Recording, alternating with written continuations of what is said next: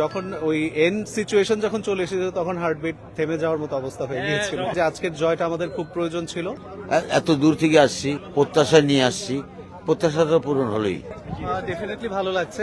বাংলাদেশের সকল মানুষ যারা বাংলাদেশকে সাপোর্ট করে, মন থেকে ক্রিকেটকে যারা সাপোর্ট করে, তাদের সাথে তাল মিলিয়ে বলতে চাই যে আজকের জয়টা আমাদের খুব প্রয়োজন ছিল এবং একটা মোমেন্টাম, লাইক আমাদের ক্যাপ্টেনও যেভাবে বলেছে, একটা মোমেন্টাম দরকার। সেই মোমেন্টামটা আজকে জয়ের মধ্যে দিয়ে আসবে সেটা আশা করি। আমাদের নেক্সট ম্যাচ আছে। ম্যাচের আগে কোনো টেনশন কাজ করছে? চা মানে লাইফটা ভরপুর, চা মানে ইস্পাহানি মির্জাপুর। ম্যাচের আগে টেনশন কাজ করছিল না, বাট যখন ওই এন্ড সিচুয়েশন যখন চলে এসেছিল তখন হার্টবিট থেমে যাওয়ার মতো অবস্থা হয়ে গিয়েছিল। হ্যাঁ, সাকিব যখন আউট হয়েছে, বাট একটা কনফিডেন্স ছিল সব আমার মনের মধ্যে যে যেহেতু বল টু বল আমাদের যে রানটা ছিল যে 120 বলে 125 রান দরকার, সো যদি আমাদের উইকেটটা থাকে শেষ পর্যন্ত তাহলে সেটা হয়তো হয়ে যাবে।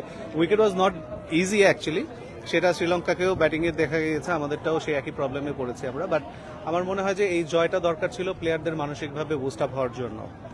সো ডেফিনেটলি আমরা ইনশাল্লাহ নেক্সট ম্যাচগুলো যেগুলো আছে সেগুলোতে আমাদের এই খেলার মধ্য দিয়ে যে আত্মবিশ্বাসটা এসেছে সেটা ওদের খেলার মধ্যে প্রতিফলিত হবে। ম্যাচ জিতে আসলে ফোন করে, মানে আমি জানি যতটুকু যে উনি আসলে খুব একটা টেনশনে ছিলেন এই ম্যাচটা নিয়ে, মানে তার কি অবস্থা? নিশ্চয়ই অনেক বেশি উচ্ছ্বসিত। কথা হয়েছে কিনা? আমার সাথে কথা হয়নি, আমরা একসাথে বসেছিলাম। আসলে যে ইন্টেন্স মোমেন্ট আমরা পার করছিলাম সেই সময় আসলে কথা বলার মতো সময় ছিল না, আর জেতার সাথে সাথে বেরিয়ে এসেছে, এখন হয়তো কথা হবে আর কি।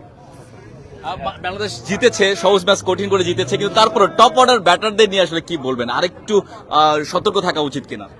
অবশ্যই, কারণ যেই কোনো কিছুর ভিত্তিটা হচ্ছে সবচেয়ে ইম্পর্টেন্ট। আমাদের টপ অর্ডার ব্যাট আজকেও তারা ভালো করতে পারেনি। তো আমার মনে হয় যে যেই টিম প্ল্যান যেভাবে তারা কাজ করছে, এই এক্সিকিউশনটা দরকার। প্ল্যান তো সবসময় করা হয়, সেই প্ল্যানের এক্সিকিউশনটা যদি মাঠে তারা করতে পারে তাহলে আমার মনে হয় যে ভয়টুকু আমাদের আছে যে টপ অর্ডারের রান নিয়ে না করা নিয়ে, সেটাও কেটে যাবে। আজকে আমরা একজনকে পেলাম, লিটন রানে চলে এসেছে, সো এটা আমাদের জন্য একটা স্বস্তির ব্যাপার।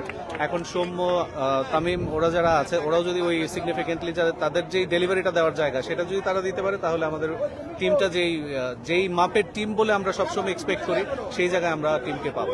বলা হচ্ছিল যে টিম ম্যানেজমেন্ট কিংবা খেলোয়াড় সবাই বলছিল যে একটা জয় দরকার, মোমেন্টাম দরকার, সেটা কি মনে হয় এই জয় দিয়ে সেটা এসেছে? অবশ্যই, যে কোনো জয়ই আত্মবিশ্বাস বাড়ায়। আর আজকের জয়টা শ্রীলঙ্কার সাথে একটা ম্যাচ, এমন না যে এটা আমরা আমেরিকার সাথে বা অন্য কোনো আরো দুর্বল দলের সাথে খেলেছি, শ্রীলঙ্কার সাথে আমরা খেলেছি। এই জয়টা আমাদের অনেক দরকার ছিল।